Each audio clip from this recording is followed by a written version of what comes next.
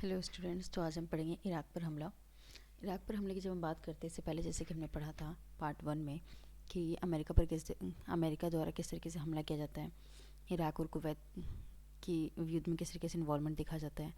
उसके सारे सारे हम ये देखते हैं कि काफ़ी सारी जो अमेरिका के पास हमें वर्चस्व वाली चीज़ें दिखाई देती है, उसके पास हथियार बहुत ज़्यादा हो गए हैं, उसने बहुत अधिक मात्रा में अपने सैनिकों का प्रयोग किया है।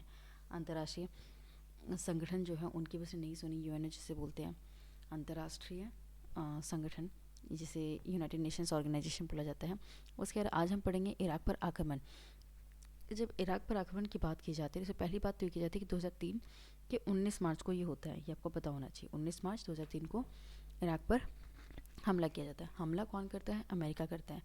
और इस ऑपरेशन को कहा गया ऑपरेशन इराक की फ्रीडम। ये अमेरिका की तरफ से नाम दिया गया कि इराक पर हम हमला करें। अब दूसरी बात यह आती है कि हमला किया क्यों गया इराक पर, अमेरिका ने इसे क्या रीज़न दिए। तो अमेरिका ने ये कहा कि हमें ऐसा लगता है कि यहाँ पर बहुत सारे ऐसे हथियार हैं जो हमारे लिए खतरा हो सकते हैं या फिर एक विश्व के लिए खतरा हो सकते हैं, इसीलिए हमें उसे जो है ख़त्म करने की ज़रूरत है। अमेरिका ने ये कहा, लेकिन यूनाइटेड नेशंस ने जब उसकी वो करी, इन्वेस्टिगेशन करी, तो उनको ऐसा कहीं भी नहीं लगा। इसलिए उन्होंने कहा कि इराक पर हमले की कोई आवश्यकता नहीं है, उन्होंने इसकी अनुमति नहीं दी अमेरिका को। लेकिन फिर भी हम देखते हैं कि अमेरिका ने उसके ऊपर इराक पर हमला किया और वहाँ पर उसने काफ़ी समय तक हमला किया। और उसके बाद जो उसे पुष्टि की गई थी, हमने ऐसा चेक किया तो वहाँ पे कोई भी हमें ऐसे हथियार नहीं दिखाई दी जिससे ऐसा लगा कि अमेरिका ने हमसे झूठ बोला या पूरे विश्व से एक झूठ बोला। और इसका मतलब हमें ये लगता है कि इराक पर अमेरिका द्वारा हमला किए जाने का कारण मेनली जो है वो तेल भंडार पर नियंत्रण रहा होगा।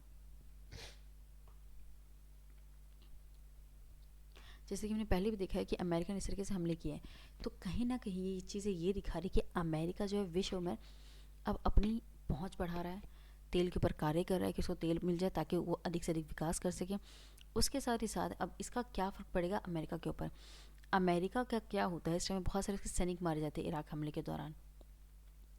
दूसरी चीज़ हम ये देखते हैं कि यहाँ पर उस टाइम पे सद्दाम हुसैन की सरकार थी। सद्दाम हुसैन की जो सरकार थी वो धीरे धीरे कम हो रही थी, ख़त्म हो रही थी एक तरीके से, जो वहाँ पे लड़ रही थी कि इराक की तरफ से लड़ रही थी, उसकी सरकार ख़त्म होने लगती है, उसके सैनिक कम होने लगते हैं। और यहाँ पर जो शांति जो बनाए रखने की बात की जाती है, वो अमेरिका ने भी ये कोशिश करी कि शांति बनाए रखे, लेकिन उसमें भी जो अमेरिका सफल नहीं हो पाया, वहाँ पे शांति स्थापित नहीं हो पाती है। इसकी वजह से जो है अमेरिका खुद के 3000 सैनिक लगभग मारे जाते हैं, इराक के कुछ लोग मारे जाते हैं। इराक के अगर मैं आंकड़ा दूँ तो इसमें लगभग जो है 50,000 नागरिक मारे जाते हैं। यहाँ पर बहुत बड़ी संख्या में यहाँ पे जो है लोग मारे जाते हैं।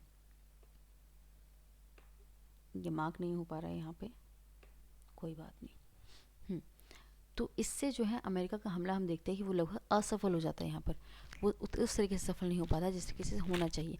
अब देखिए अमेरिका द्वारा ऐसे हमले किए जाते रहे हैं।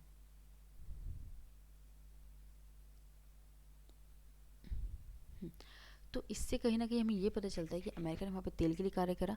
दूसरा, अमेरिका का इराक के ऊपर हमला करने का कारण अगर आप दे सकते हैं, पॉइंट पे अगर देना चाहते हैं आप इस तरीके से दे सकते हैं कि वहाँ पर अमेरिका जो है अपनी सरकार स्थापित करना चाहता था, इसीलिए। तो ये कहीं ना कहीं जो अमेरिका के वर्चस्व को दिखाता है। और जब हम वर्चस्व की बात करते हैं, वर्चस्व का अर्थ ये होता है कि वहाँ पर आप अपनी शक्ति का प्रदर्शन कर रहे हैं। कोई भी व्यक्ति आपकी बात को मान रहा है, अब वो चाहे तो आपके डर से माने या फिर आपकी मजबूरी के कारण आपकी बातों को माने, आपसे ज़रूरत के कारण माने, लेकिन यही है वर्चस्व। वर्चस्व में ज़रूर नहीं कि वहाँ पर हिंसा का ही इस्तेमाल किया जाएगा, वहाँ पर बिना हिंसा के भी वर्चस्व स्थापित किया जा सकता है। जैसे कि आप अपने बड़े भाई, अगर आप हैं घर में बड़े भाई या बहन, तो आप छोटे भाई बहन को आप डरा के धमका के अपना काम करवा रहे हैं, ये भी एक वर्चस्व का ही पार्ट हो जाता है, लेकिन देश के सेंस पे थोड़ा सा ब्रॉडर हो जाता है। तो अगर हम आज की बात करें तो जब हम वर्चस्व की बात करते हैं तो यह वर्चस्व जो है सैन्य प्रभुत्व का हो सकता है, आर्थिक शक्ति के रूप में हो सकता है, राजनीतिक और सांस्कृतिक रूप में हो सकता है। अब मैं छोटा सा एक्सप्लेन करूँ कि सैन्य शक्ति की बात की जाएगी तो मतलब ये है कि अगर आप किसी देश से अपनी बात मनवाना चाहते हो, आप अपनी सैन्य शक्ति दिखाएं कि हमारे पास इतनी बड़ी सेना है, जिसके डर के कारण हो सकता है वो देश आपकी बात को मान जाए। दूसरा हम देख सकते हैं आर्थिक शक्ति। आर्थिक शक्ति का अर्थ है, जैसे हम पाकिस्तान और यूएसए की बात करें, पाकिस्तान को समय से पर ज़रूरत पड़ती है, आवश्यकता पड़ती है आर्थिक मदद की आवश्यकता पड़ती है, तो वो अमेरिका के पास जाता है। अमेरिका कहती है ठीक है, हम आपकी इन चीज़ों को ज़रूरतों को पूरा कर देंगे, लेकिन आपको हमारी इन बातों को मानना पड़ेगा। तो वो भी एक वर्चस्व का पार्ट हो जाता है। सारे राजनीतिक रुतबे का पार्ट हो सकता है, जैसे कि किसी देश में अगर अमेरिका चाहता है कि यहाँ पर मेरी पसंद सरकार बने, जैसे इराक में हम देखते हैं मेरी पसंद की सरकार होनी चाहिए, फिर इस व्यक्ति को सरकार बनानी चाहिए, और उसका वहाँ पर एक प्रभाव दिखता है वहाँ की राजनीति में, तो भी एक वर्चस्व का ही पार्ट है।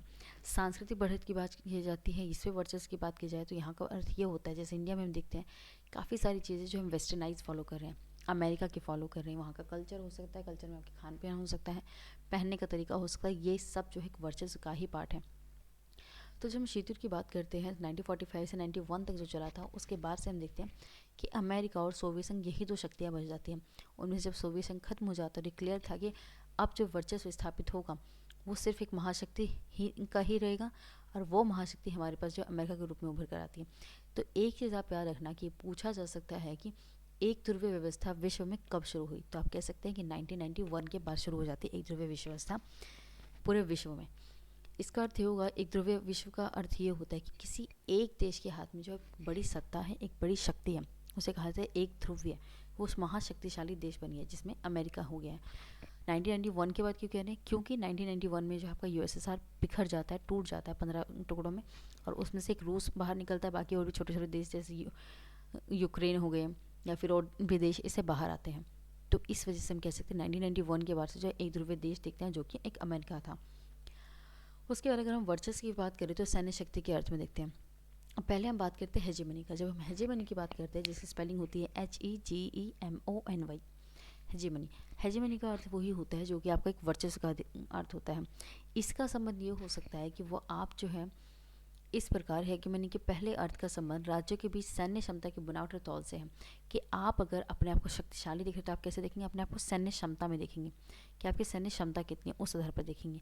उसके अलावा हेगेमनी ने ध्वनि सैन्य प्राबल्य का यही अर्थ आज विश्व राजनीति और अमेरिका की हैसियत में बताने में इस्तेमाल किया है। देखिए, इसके अलावा अगर हम हेगेमनी की बात करें तो यहाँ पे सैन्य प्राबल्य मतलब सैन्य की शक्ति की बात की जाती है। जिसके पास जितनी ज़्यादा सैन्य है, जितनी ज़्यादा उत्तम सैनिक है, वही जो है कहीं ना कहीं सैन्य अपना हेजेमनी स्थापित कर रहा है। तो अगर अमेरिका की बात करें तो अमेरिका की सैन्य शक्ति बहुत अच्छी रही है, और अगर दूसरे देशों से कंपेयर करें तो ये ऑफकोर्स बहुत ऊंची पोजीशन पर रहा है। अमेरिका की अगर आज की सैन्य शक्ति की बात की जाए तो काफ़ी देशों से बहुत ऊपर रहा है, और वो एक सुरक्षित रहा है। मतलब दुश्मन के घर में ही मतलब ये है कि अगर वो उसके दुश्मन देशों की बात की जाए तो उनसे उसकी इसकी जो सैन्य शक्ति है बहुत बेहतर रही है, और यही कारण है कि अमेरिका का वर्चस्व धीरे धीरे स्थापित हो रहा है।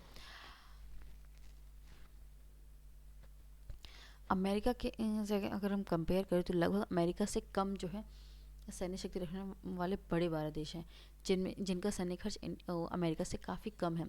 अगर अमेरिका अपनी बजट का एक बड़ा हिस्सा रक्षा, देखो अब ऐसा क्यों है, अमेरिका की सैनिक शक्तिशाली क्यों, क्योंकि अमेरिका बहुत बड़ा पार्ट जो है अपनी बजट का बहुत बड़ा पार्ट जो इन्हीं सब चीज़ों पे खर्च करता है। किन किस चीज़ों पे, रक्षा अनुसंधान पे, मतलब सिक्योरिटी टेक्नोलॉजी पे, या फिर दूसरी टेक्नोलॉजीज़ पे खर्चा किया जाता है, सिक्योरिटी रिसर्चेज पे खर्चा करती है वो।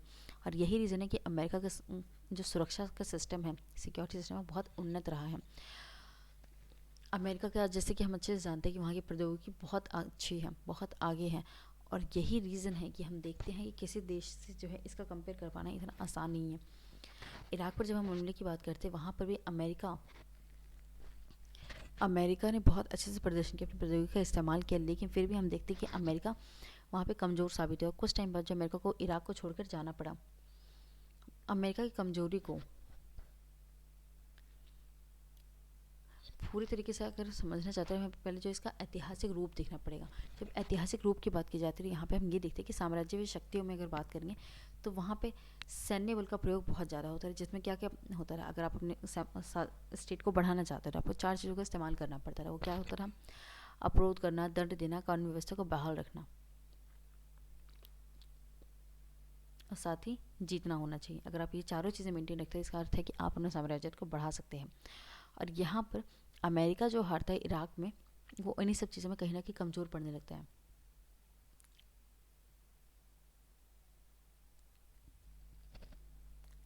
और जब हम इराक में बात करते हैं, इराक में वो हारा क्योंकि वहाँ पे जो जैसी सैन्य व्यवस्था वहाँ पे कायम की जानी चाहिए थी, वैसी सैन्य व्यवस्था वहाँ पर वो कायम नहीं कर सका। तो ये था आज का लेक्चर।